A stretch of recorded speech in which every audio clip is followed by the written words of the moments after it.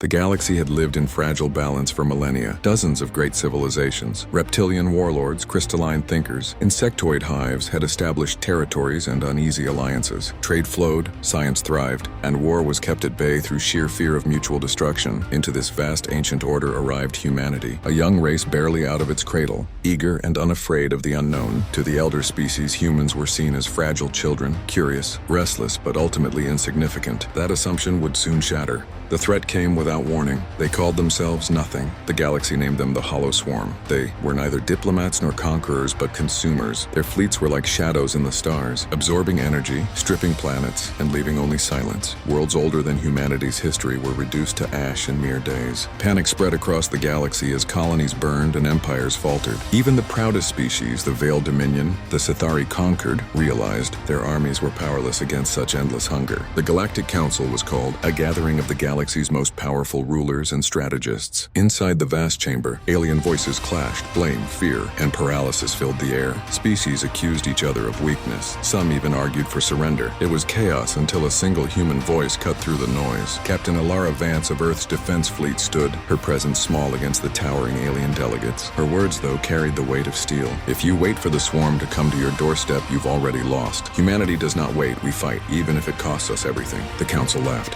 What could humanity offer? A fleet of tin cans compared to the leviathans of ancient empires. But when the swarm struck the frontier, it was humanity, not the elder races, that launched the first counterattack. Earth's ships were fewer, their weapons weaker, but they fought with reckless brilliance. They darted between swarm cruisers, using speed and improvisation to cripple ships far larger than their own. Alien generals watching the broadcasts whispered in awe. These creatures fight as if they believe death itself fears them. The first battle was a massacre. Thousands of humans died, but for the first time, the swarm retreated, even if only for a moment. Humanity had proven they could bleed the unbleeding. That was enough. Across the galaxy, whispers began. Perhaps the humans were not weak at all. The Council reluctantly funneled resources to Earth, but it was clear the humans were no longer children of the stars. They had become the front line. On the ruined colony of Kareth 4, humans fought shoulder to shoulder with alien soldiers. The reptilian Karshuk warriors, once dismissive of Earth, watched in shock as human marines rushed into firestorms to rescue not just their own, but Karshuk hatchlings. Why would you risk everything for children not your own? The alien commander asked, bewildered. A wounded sergeant replied simply, because they're children. That's reason enough. For the first time in their history, the Karshuk wept for another species. Humanity's strength was never just weapons, it was their defiance. Even when supply lines broke, even when fleets were shattered, humans adapted. They built weapons from scrap, turned mining rigs into war machines, and fought in places no other species dared. A single human squad trapped on a barren moon held out for 40 days with nothing but improvised explosives and sheer stubbornness. By the time reinforcements arrived, they had carved a graveyard of swarm husks around them. The swarm began to fear. They were a collective without emotion, but the humans forced something new upon them: hesitation. Each time they advanced, they lost more ships than expected. Each time they struck, humans adapted faster than logic allowed. The unrelenting consumption of the swarm slowed. For the first time in their existence, they encountered prey that bit back harder than predators. Among the galaxy's civilians, humanity became legend. Refugees told stories of human pilots who flew broken ships straight into swarm dreadnoughts, detonating reactors to save billions. On shattered worlds, mothers told their children that humans stood between them and extinction.